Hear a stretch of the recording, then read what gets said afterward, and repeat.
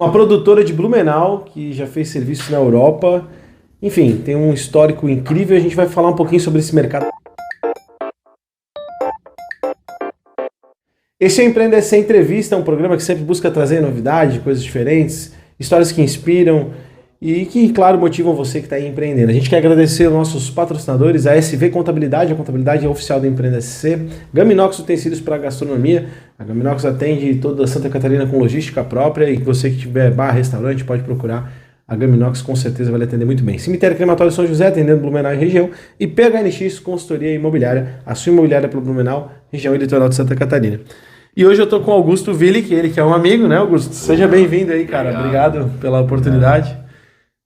Recém voltado da Europa, né? Chegou há pouco tempo. Faz aí umas 2 semaninhas, um pouco menos. Corrido ainda, botando as coisas em dia.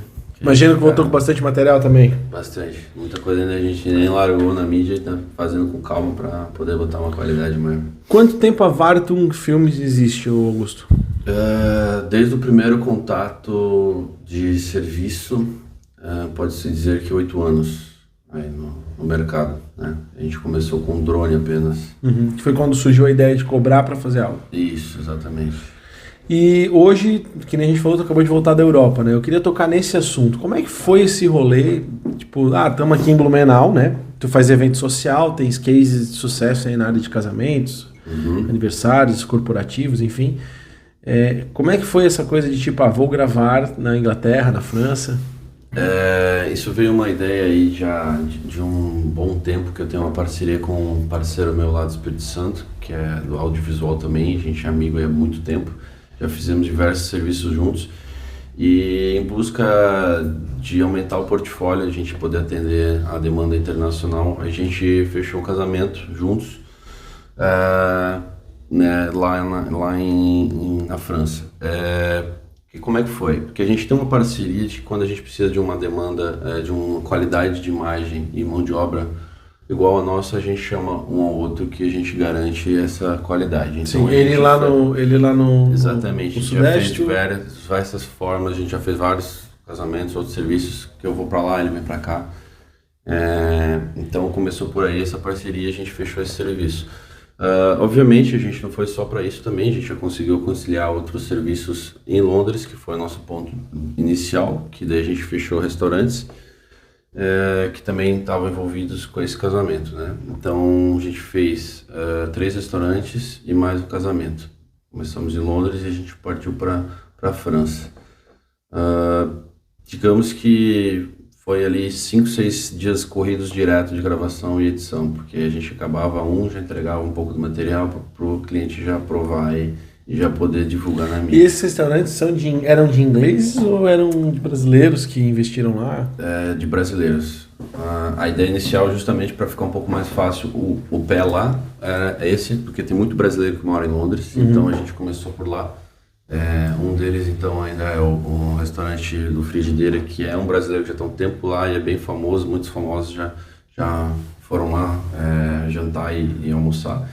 Então a gente começou por ali, a gente conseguiu um resultado melhor que esperado ainda, porque a gente nem sempre aqui, pelo menos da minha parte, de Blumenau, a gente não atende muito a parte de fotografia, que é uma coisa que a gente está entrando ainda agora nessa demanda também.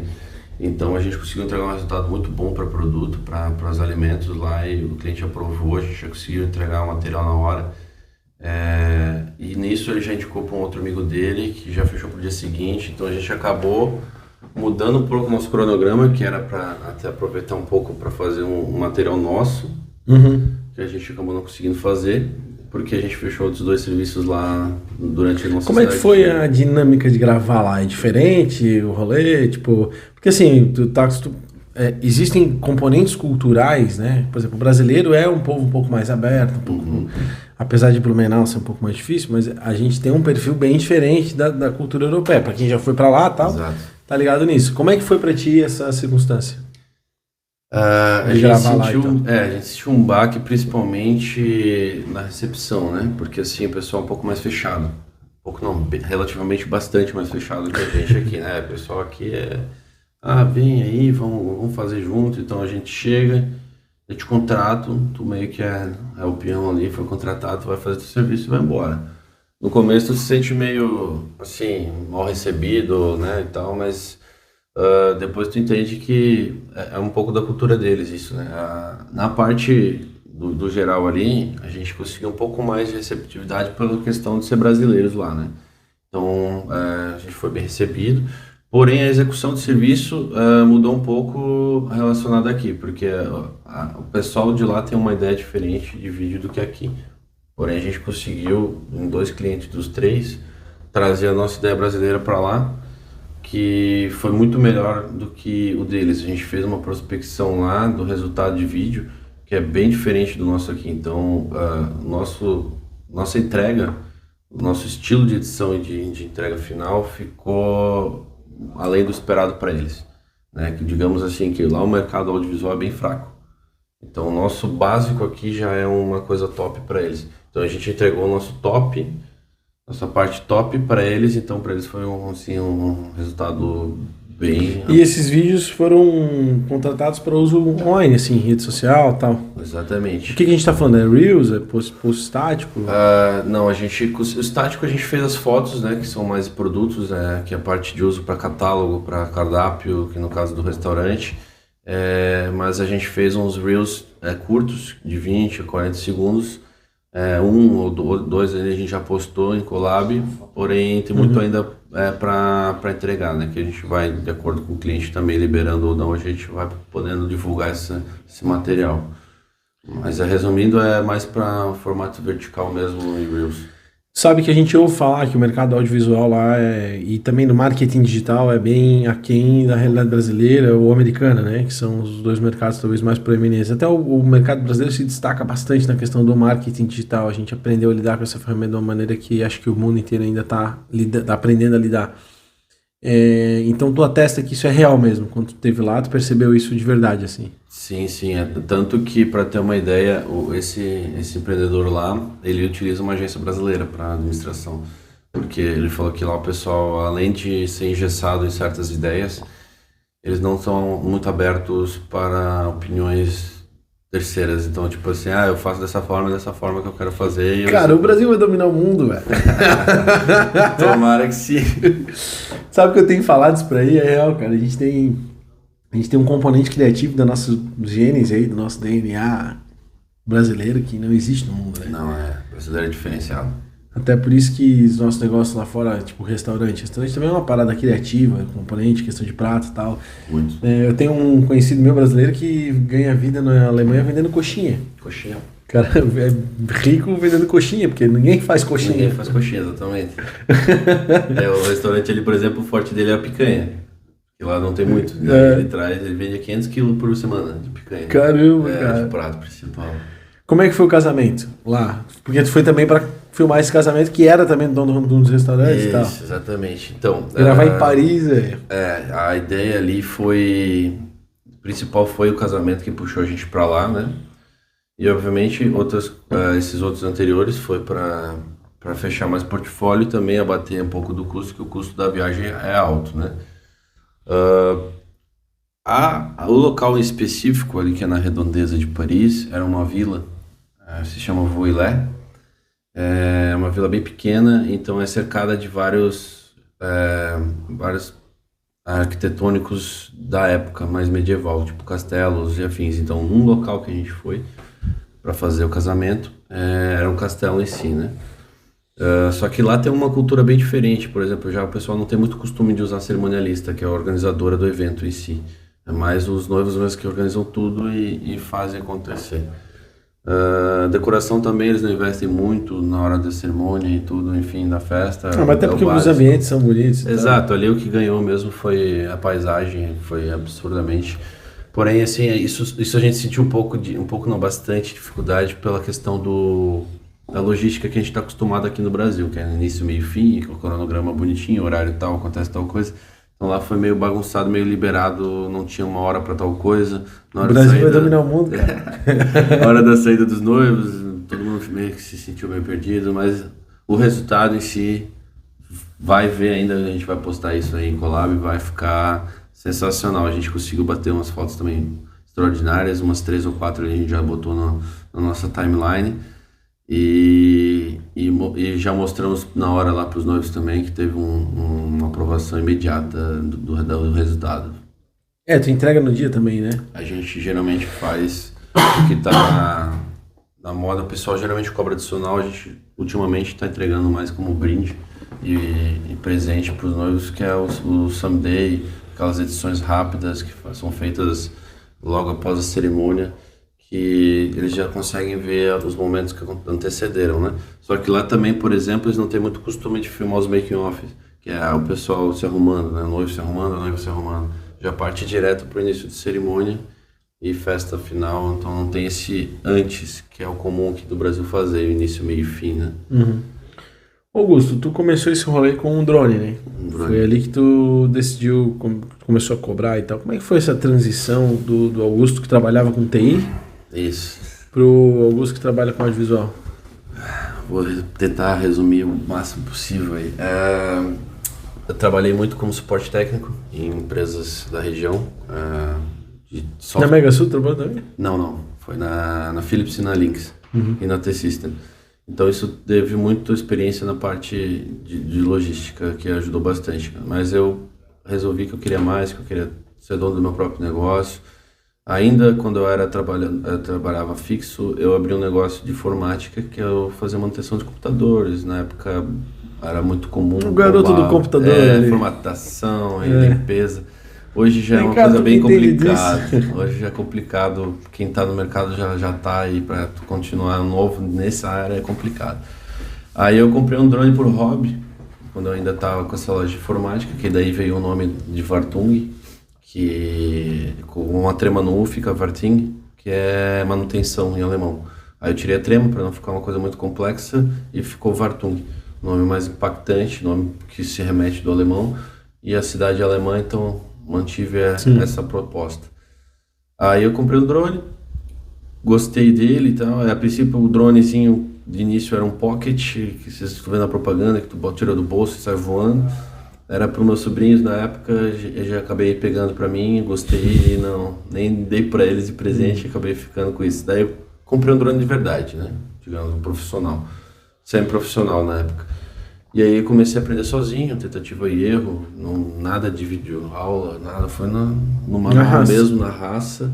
E aprendi, daí comecei a voar bem, daí começa aperfeiçoamento de fazer movimentos mais suaves e tudo. E aí daqui a pouco um amigo e outro vai pedindo para fazer foto da casa, não sei o que, da empresa, daí eu comecei a cobrar um troco aqui, um troco ali. E aí foi indicando, amigo meu tem um drone, não sei o que, e daqui a pouco quando eu fui ver eu estava atendendo imobiliária, só aéreo daí na época, né? E aí eu vi que começou a pesar, porque o pessoal começou a cobrar, tu não faz no solo também, né, com câmera? Eu falei, não, um e outro cobrando, e eu resolvi, cara, quer saber, eu vou meter a cara nisso aí. Comprar uma câmera. Exato. Aí no começo, claro, né, vai aprendendo muito nos erros e tudo. Daí, ali pra frente, como todo mundo do audiovisual, não para nunca mais de fazer upgrade, né, o cara sempre melhorando qualidade, melhorando equipamento, tem que comprar um novo porque é melhor, porque isso, porque aquilo. Aí a demanda foi aumentando, aí comecei a ter equipe, coisa que eu jamais pensei que ia ter. E aí foi indo, né? Foi indo um crescimento, assim, graças a Deus. Claro, no começo. Quantos casamentos já gravou, cara? Que o teu principal produto é casamento. Hoje eu nunca nichei, nunca botei um segmento fixo. Porque eu gosto de, teu projeto é esse, a gente vai executar o máximo da gente em cima daquele projeto. Ok, mas o casamento se tornou algo natural. Começou porque a gente começou a entregar uns casamentos muito bons e a indicação hoje é nosso forte. O pessoal às vezes que está lá dentro do casamento, ouviu o vídeo do casamento que é conhecido, indicou para o outro e hoje 80%, digamos, dos nossos casamentos que vem é indicação. Porque a qualidade... Tens noção de quantos você fez? Não? Por baixo uns 50. Mais ou menos. A gente tem mais 18 até o final do ano já. E tá vindo orçamentos uns 4, 5 por semana mais ou menos. Tens noção de quantos projetos já tu produziu? Projeto. Esses dias eu tava organizando os HDs. Se contar por pasta, cada projeto deve ter mais de 1000 aí tranquilamente. E qual foi o lugar mais inusitado que tu já gravou? Tirando a Europa, claro. Aí entra num outro assunto que é bastante complexo uma história bem longa, mas é as Ilhas Galápagos, no Equador, que foi um projeto para a National Geographic que a gente fez, que foram 4 dias intensos de filmagem lá, na pegada bem de documentário mesmo, na parte não animal, mas na parte de mato mesmo, de selva. Tu te meteu no meio do mato pra gravar. Como, velho? Tartaruga gigante, tubarão e tudo tinha ao redor, foi uma loucura.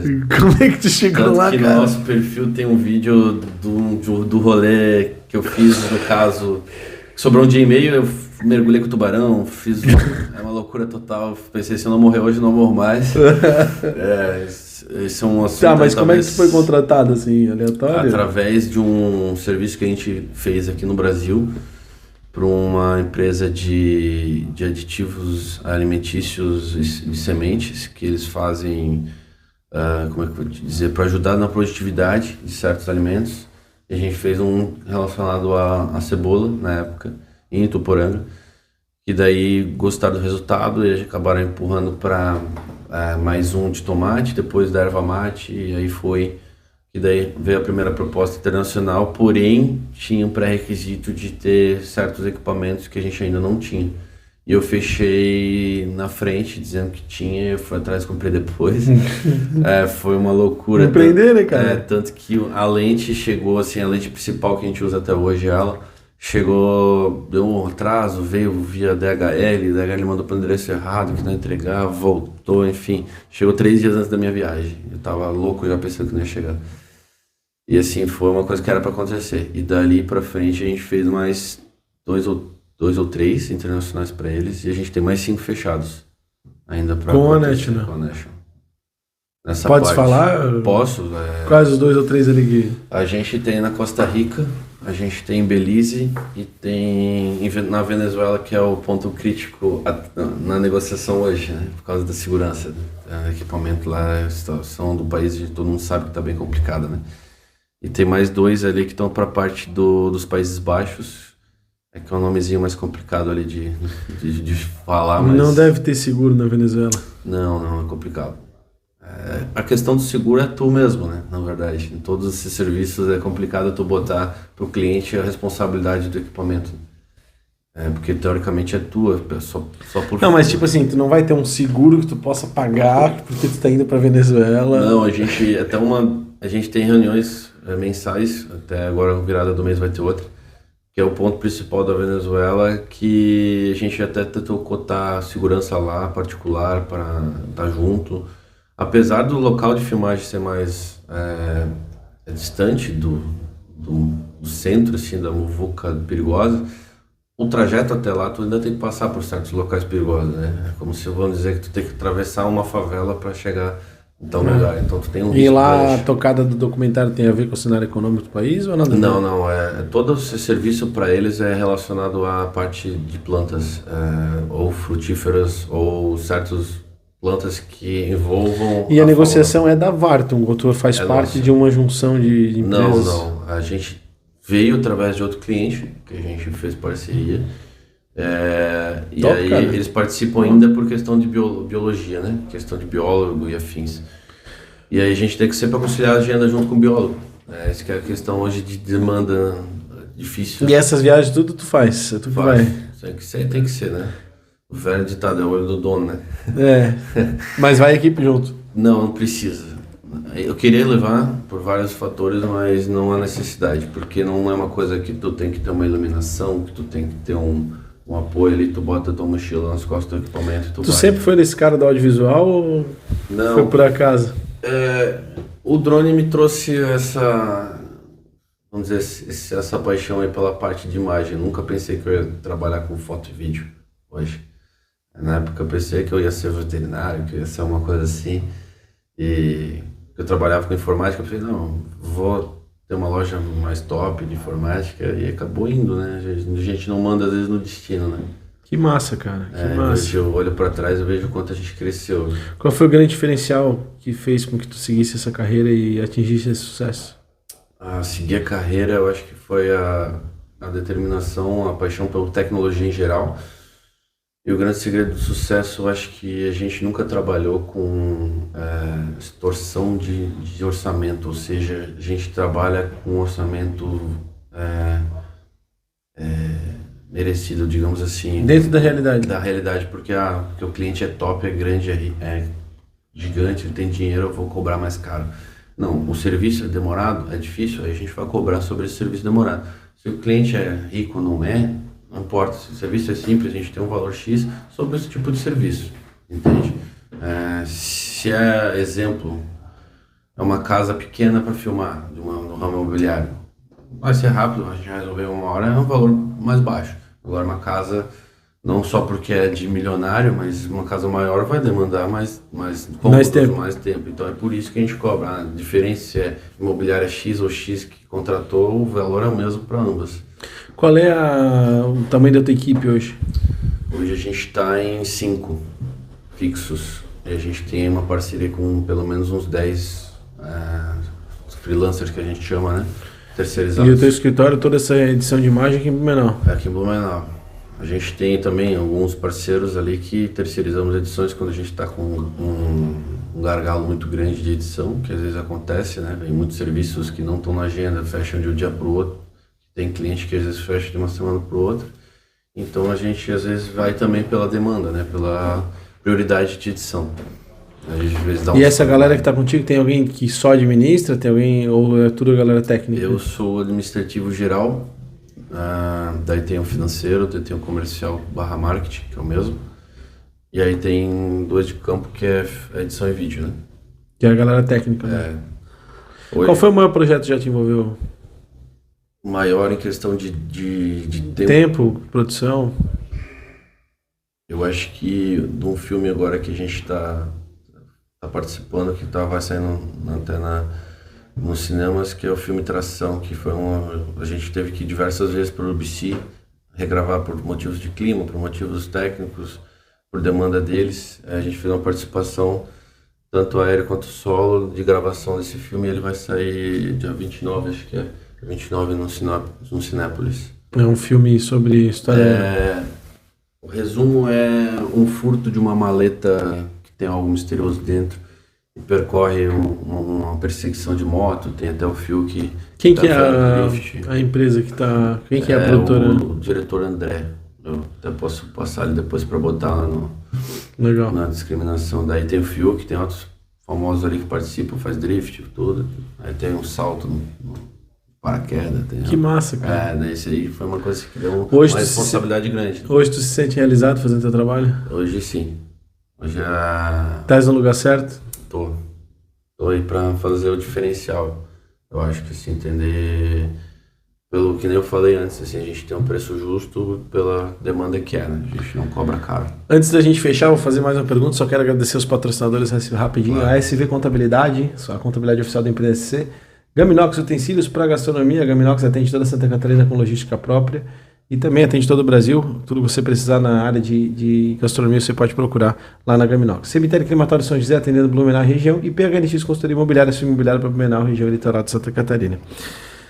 Augusto, às vezes a gente tem oportunidades na vida, né? Tipo, eu tenho conversado com vários empresários e até fiz um post essa semana no meu Instagram, porque às vezes a gente não enxerga essas oportunidades. Eu me sinto um pouco Thanos, assim, sabe? A gente vai sugando as experiências das pessoas, assim. São, sei lá, mais de 80, 90 entrevistas que a gente fez esse ano. Legal. Aí.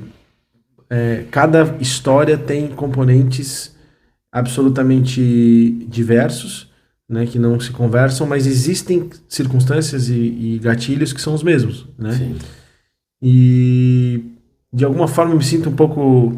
Assim, pelo amor de Deus, não me comparando, né? Eu estou trilhando um caminho meio que Napoleão Hill, assim, que conversou com vários empresários para entender qual era o segredo do sucesso e tal. E aí eu tenho tentado encontrar esses elementos. A minha pergunta para ti é a seguinte: tu trabalhava na área de tecnologia, estava lá como suporte ativo e tal, comprou um drone e de repente surgiu ali alguém que quis te pagar, sei lá, R$100 por uma foto, né? Em que momento que tu entendeu? Como se deu esse passo a passo na prática de o drone se tornar um negócio, né? Teve um all-in, teve um momento de rompimento, tipo, vou acabar, vou tocar aqui. Estratificar isso, não temos tempo, não precisa se resumir não, mas entender em que momento que o drone deixou de ser uma diversão, algo que estava sendo agradável fazer por puro prazer, e não, isso aqui é um negócio que vai sustentar minha família, é por aqui, é por esse caminho que eu vou seguir, sabe? Onde que teve essa virada?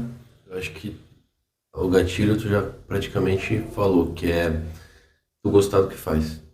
Deixar de ser teu hobby, teu gosto. Obviamente tem coisas que tu não consegue transformar para lucrativo, né? Mas nesse caso meu foi isso, que era uma coisa que eu amava, que eu gostava. Eu falei, por que eu não transformo isso numa coisa rentável? Que eu já vi que, um troco aqui, um troco ali. Então, outro segredo que eu acho que é muito crucial seria dar valor a cada centavo que você recebe pelo serviço. Ou seja, não desvalorize uma coisa que é barata, que você recebeu pouco. Porque esse pouco, às vezes, pode ser um gatilho para você fechar um outro serviço maior depois por indicação. Então, eu sempre valorizei todos os meus clientes, desde o mais simples até o maior, da mesma forma. Obviamente que as prioridades às vezes mudam, né? Que nem eu falei das edições e tudo, uma fila, passa um para frente, outro para trás, enfim. Mas eu sempre tratei eles da mesma forma, porque eu acho que esse é o grande segredo na minha visão, né?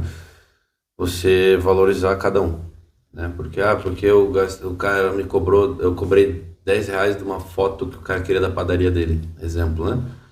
Aí o cara vai lembrar desses R$10 que ele pagou pra ti, mesmo sendo barato, mesmo tudo de graça, digamos assim. Mas ele, quando alguém perguntar pra ele, tu sabe alguém que faz uma filmagem? Tenho certeza que ele vai primeiro te indicar, lembrar daquele momento, do que antes de mandar procurar no Google e indicar outra pessoa, sabe? Então acho que isso sempre foi o meu dilema e sempre preservei isso.